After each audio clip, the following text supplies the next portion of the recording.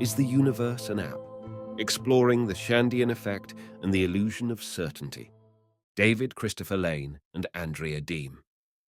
Although we experience the illusion of receiving high-resolution images from our eyes, what the optic nerve actually sends to the brain is just a series of outlines and clues about points of interest in our visual field.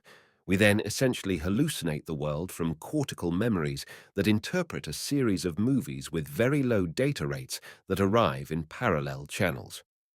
Ray Kurzweil, How to Create a Mind. If we accept that consciousness can be simulated, at least in principle, it is then only a small step to imagining that something like a conscious human being could be simulated. Paul Davies, The Cosmic Jackpot. Unless we are now living in a simulation, our descendants will almost certainly never run an ancestor simulation. Nick Bostrom, Are you living in a computer simulation? Philosophical Quarterly. Even though we think we see the world so fully, what we are receiving is really just hints, edges in space and time. Frank S. Werblin. The idea that the world is an illusion which betrays its real origin has a long tradition and can be found in the writings of Hindu rishis, early Greek philosophers, and Christian Gnostics. What is perhaps surprising is to find such a rich literature on the subject in neuroscience and quantum physics.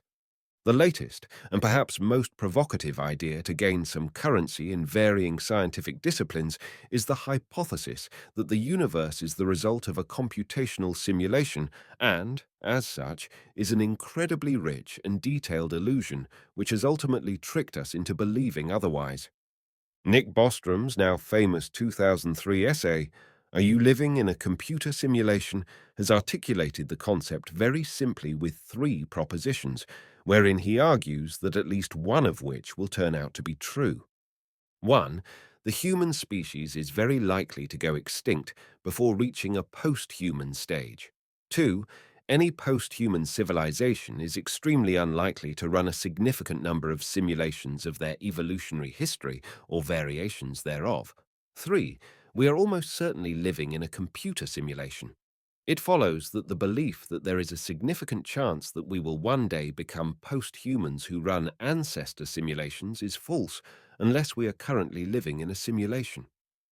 While Bostrom's argument has been met with resistance from a number of quarters, it is intriguing to see how it dovetails with Hugh Everett's many worlds interpretation of quantum mechanics, which is gaining some traction among theoretical physicists, particularly as it has been coupled with M-theory and the far-reaching notion of a multiverse.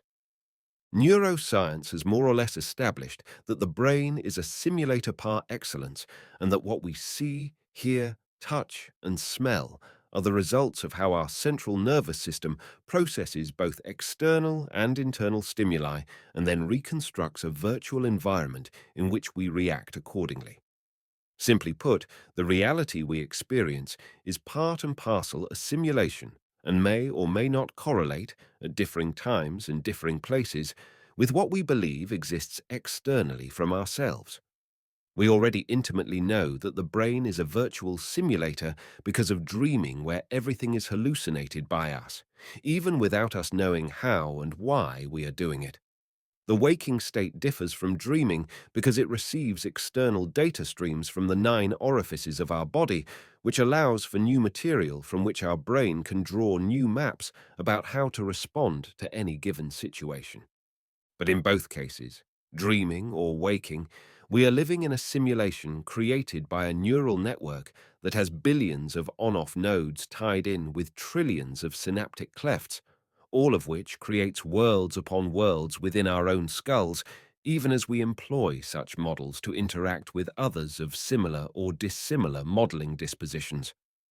Arguably, consciousness is a virtual simulator, apparently evolved over eons of time to enable mammals with higher brain functions to, in source, varying options of how to respond to a disparate array of problems before outsourcing them, hence the Darwinian advantage. The proviso in such simulations, however, is how real they feel when occurring. To the degree that such paralleling seems certain and solid, we react accordingly. However, If such replicas appear imaginary, we tend not to engage them seriously and interact with them in multifarious ways. The dividing line between what we take to be reality and fantasy is a contingent and moving one. This is perhaps best illustrated in the world's religions, where one's person's version of transcendental truth is oftentimes viewed by others as a manufactured delusion, or worse, as a product of a nefarious demiurge. Faqir Chand, the famed unknowing sage of Hoshiarpur, has revealed how religious visions, though appearing miraculously real, are in essence illusory projections of one's own faith and belief. It was in Basra, Baghdad, Iraq, during World War I, when Fakir realized the pivotal secret in understanding transmundane phenomena and how easy it is for our consciousness to be tricked by neural mock-ups. In his autobiography, The Unknowing Sage, Fakir relates how in the middle of a battle at Hamidiya, the form of his guru Shiv Bratlal manifested to him and said, "Fakir, worry not. The enemy has not come to attack, but to take away their dead. Let them do that. Don't waste your ammunition." Fakir then sent for the Subadar Major and narrated the appearance and direction of his guru. He followed the same strategy and all were saved. When Fakir reached Baghdad after the fighting, however, many of Shiv Bratlal's disciples began to worship him instead. Fakir recollected, "It was all unexpected and strange for me. I inquired of them, 'Our Guru Maharaj is at Lahore. I am not your Guru. Why do you worship me?' They replied, 'On the battlefield, we were in danger. Death lurked in hand. You appeared before us and gave us correct directions. We were spared.' I was wonder-struck by this explanation. I had no knowledge of it at all. I, myself, being in trouble at that time, had not even remembered them. A mystery shrouded the whole thing. Who appeared inside them? When Fakir discovered that his own guru, Shiv Bratlal, was unaware of his manifestations, he concluded that the answer to the perplexing problem of religious visions must rest in the nature of consciousness itself.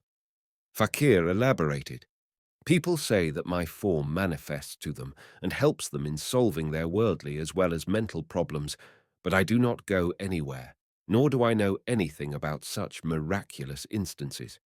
Oh man, your real helper is your own self and your own faith, but you are badly mistaken and believe that somebody from without comes to help you. No Hazrat Mohammed, no Lord Rama, Lord Krishna, or any other goddess or god comes from without. This entire game is that of your impressions and suggestions which are ingrained upon your mind through your eyes and ears and of your faith and belief."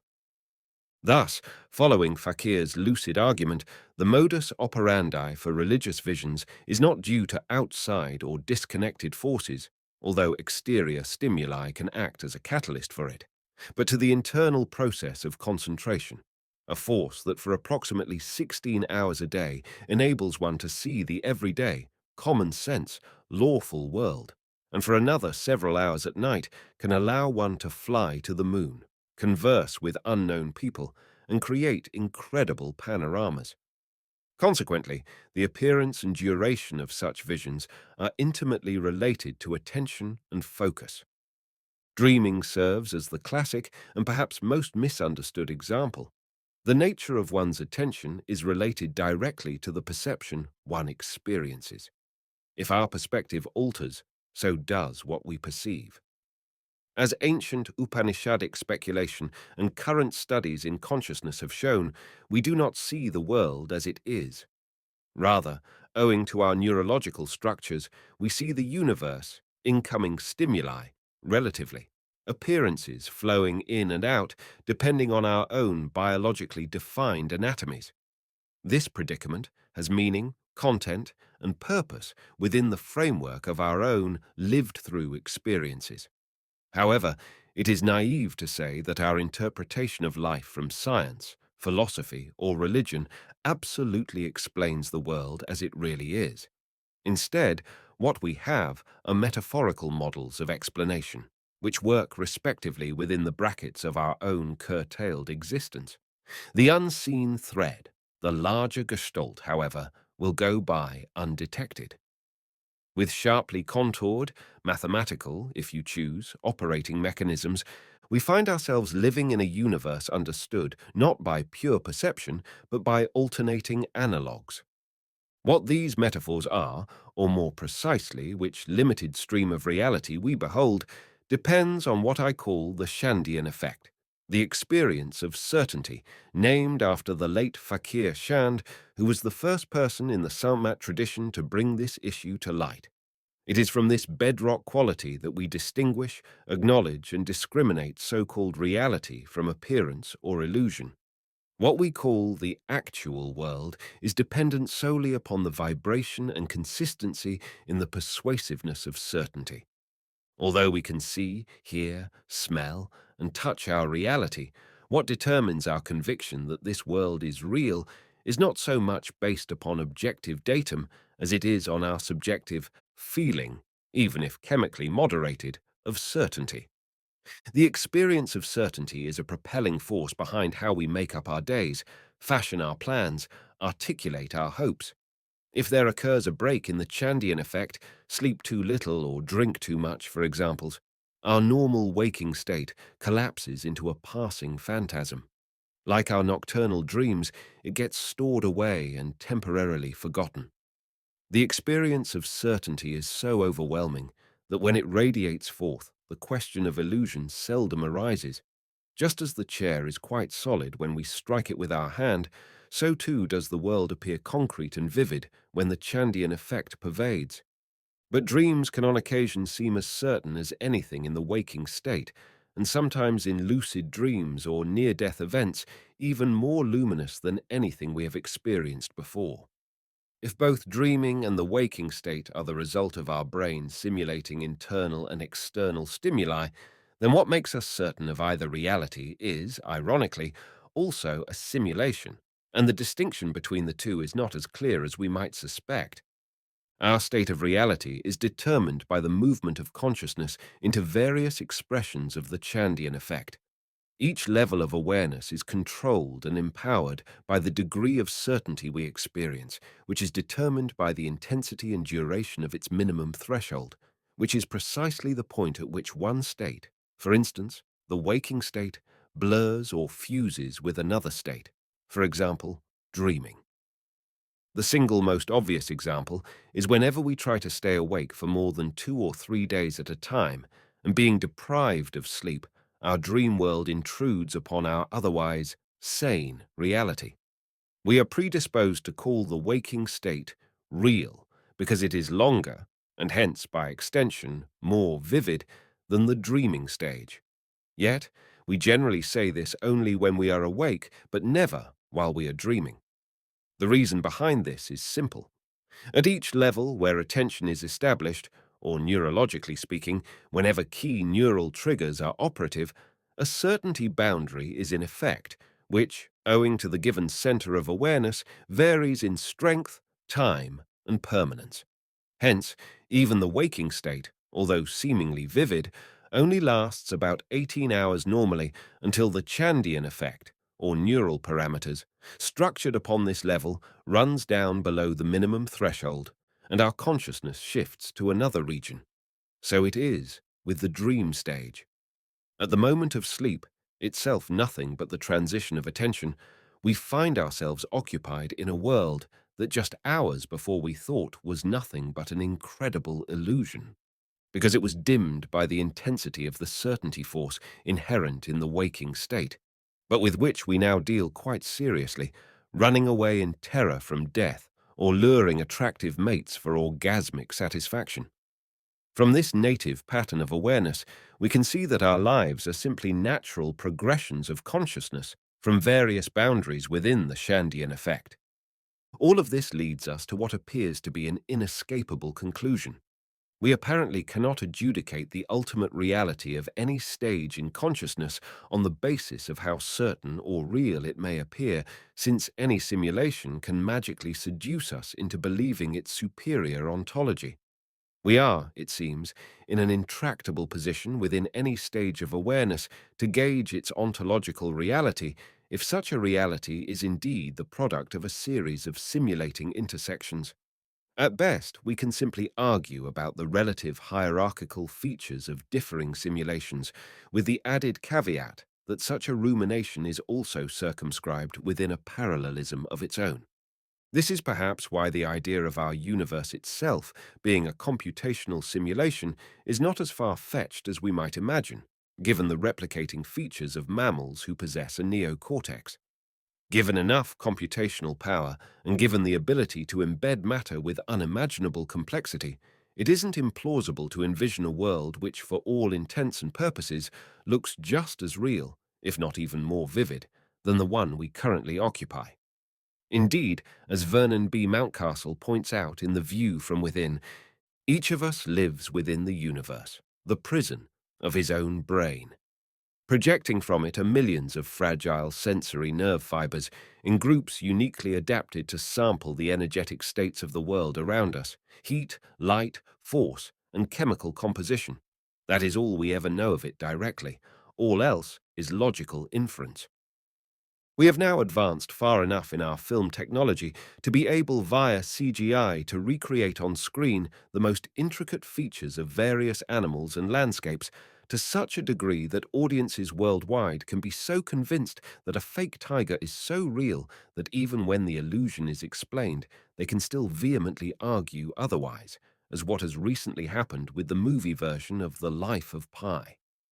Given this unusual state of affairs, we can also now be deceived into mistaking a CGI effect when it was in actuality a genuine phenomena. A good example of this reverse Turing effect can be seen by the comments made to a YouTube video entitled Tsunami Surfing, where Mike Parsons, a real surfer, rides a huge and real wave in Maui, but which many commentators believed was created artificially. In the world of film, computer simulations have already passed the Turing test, where that which is artificial is literally taken to be real. One can only imagine what cinema will look like in 3 decades hence. Is this universe of ours an app similar to a game like Spore, where creatures confronting competing species evolve over time, which can be downloaded for free on an iPhone or an iPad? Before we dismiss such conjectures as silly science fiction speculations, the more viable question we should ask first is how difficult will it be in the future to computationally recreate the world we now experience, given the exponential growth of computing power and the law of accelerating returns?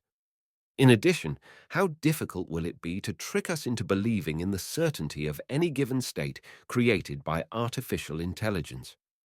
The answers may surprise us. It is probably much easier than we at first would suspect, especially in light of how manipulatable human consciousness can be. Faqir Chand once related how when he was a young Brahmin growing up, he had daily visions of Lord Krishna. One day, as he was walking on his way to town, Lord Krishna appeared to Fakir and told him to eat some cow dung which was on the street. Fakir did as Krishna requested, but later on, when the vision had disappeared, and when Fakir was in a more rational, logical state of mind, he reflected that he had never heard or read of any god or goddess asking a devotee to do such a thing. This caused Fakir to doubt the reality of the apparition, and he stopped having visions of Krishna. This incident, and others similar to it, suggest that the modus operandi for any reality to lose its Chandian effect, one must severely doubt its fundamental certainty, whether by chemical augmentation or by radical and systematic skepticism. Of course, some states seem more recalcitrant to questioning than others, and thus give the impression of being more real than others.